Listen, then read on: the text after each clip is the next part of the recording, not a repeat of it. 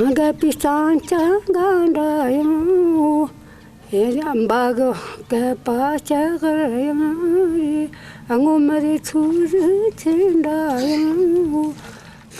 the Western world, we do many things to free ourselves from our fears, therapy, drugs, whatever. But in the case of one elderly woman in Tibet, that kind of freedom comes in the form of a poem that's 15 million words long and is as old as the hills, as they say. For years after Tibet was invaded by the Chinese communists, the ancient poem was banned. So today, there are only a few Tibetans who know it. But journalist Robert Schmitz heard about the old woman and her poem, so he made the long journey to a remote Tibetan village to hear her recite it and to find out what it means. In her 78 years, Pumuje Jamse has never left this mountain village here on the edge of the Tibetan plateau. She says she doesn't need to. She travels the world through the eyes of a king. She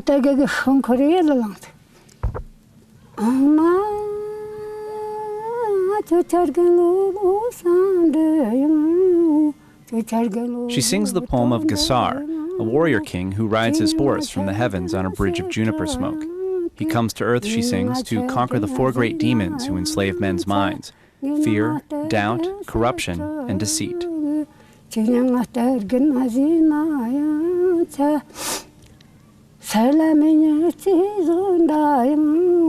The poem of Gesar is around 15 million words long, 25 times the length of the Iliad.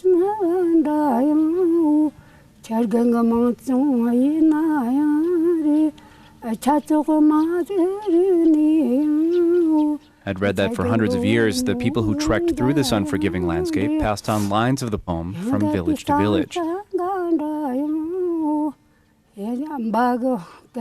Nowadays, most Tibetans can recite small parts of the poem, but I heard that Pumuje was among an estimated 100 Tibetans who had learned to recite the entire poem by heart.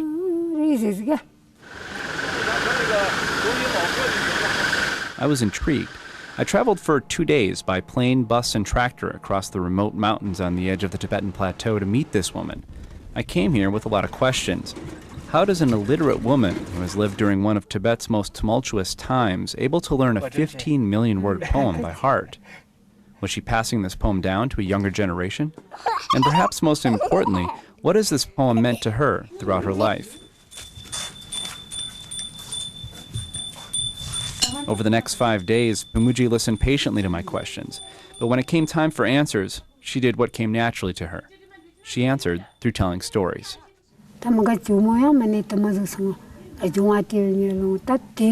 I was a little girl, a great Gesar storyteller came to my village from Gourmet, the village over those mountains. I liked the poem so much that if he told me part of it in the evening, I would be able to tell it verbatim the next day.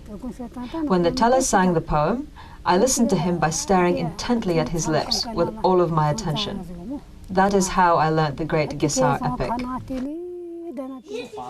I have to admit, I was skeptical of how quickly she says she learned such a long poem.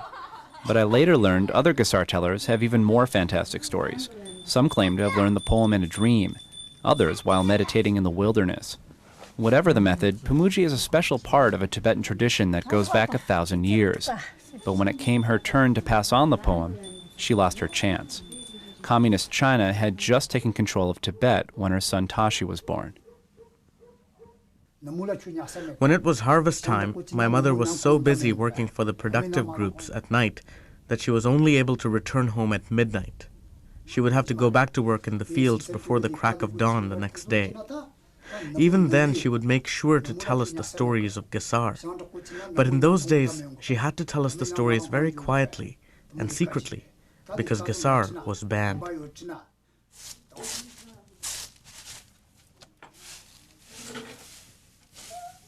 Before the Chinese invasion of Tibet, Pumuje's family belonged to the ruling class, a group targeted for punishment by the communists.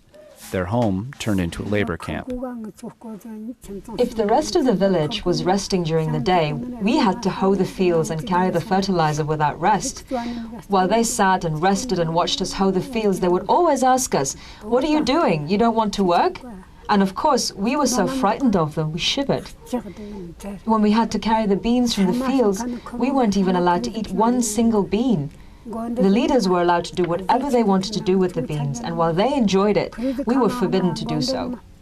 If a leader passed by and I had a bean in my mouth, he would make me take it out and force me to firmly shut my mouth. As a result of the campaigns of Chairman Mao Zedong, 10 of Pumuji's 15 family members starved to death. Her family that remained were considered outcasts by the rest of the village. During China's Cultural Revolution, everything representing history and culture was targeted, including Tibetans who knew the poem of Gesar.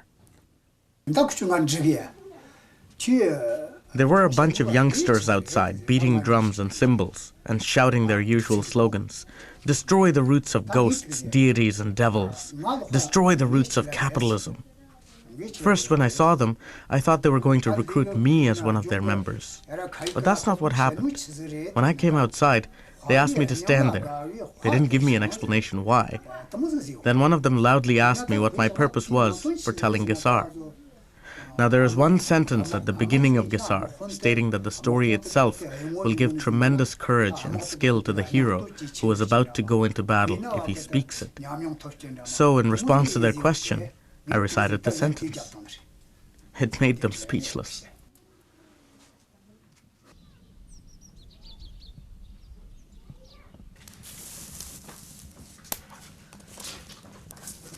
These days, the chaos of Mao's campaigns lives on only in memory.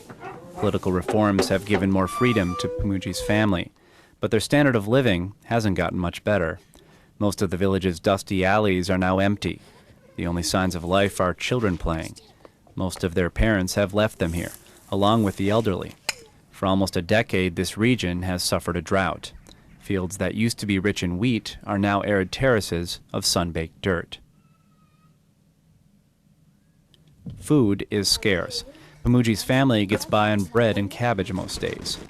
The conditions have forced most men and women to move hundreds of miles away to the provincial capital to find work. Pumuji says this has taken its toll on the village. She says she's noticed a gradual erosion of values among the population that remains. With each year, she says, the Tibet of Gesar seems farther away.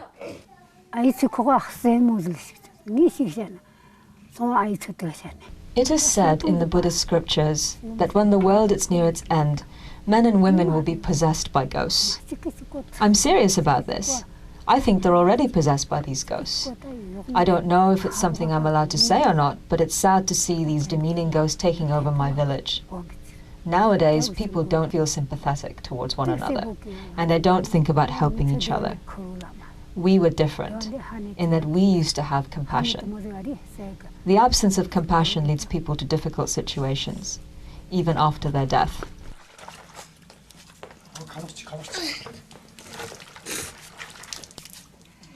Compassion, central to Buddhism, is strong in Pumuji's family. I got the sense Pumuji's compassion allows her a window of hope.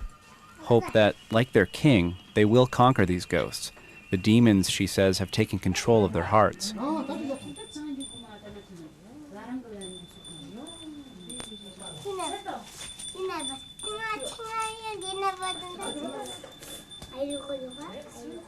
Each day after our chats, Pumuji politely excused herself to continue her chanting, praying, she says, for her family and for the rest of the world. She chants the 6 sacred syllables of Tibetan Buddhism, Om Mani Padme Hum. When these 6 syllables are recited, Buddhists believe they have the power to remove the suffering of all living beings. On our last day together, I asked Pumuji if she was scared to die. She smiled. She told me she was looking forward to it.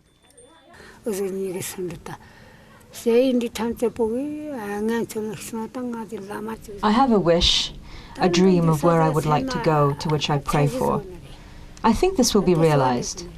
Because I was born as a woman in this life, I haven't been very helpful to others. I hope that chanting the 6 sacred syllables even once for the peaceful well-being of others that dwell in the 6 realms of life will be helpful for all of them. I am wishing and chanting in hopes of being reborn as someone helpful to others. Om Mani Padme Hum.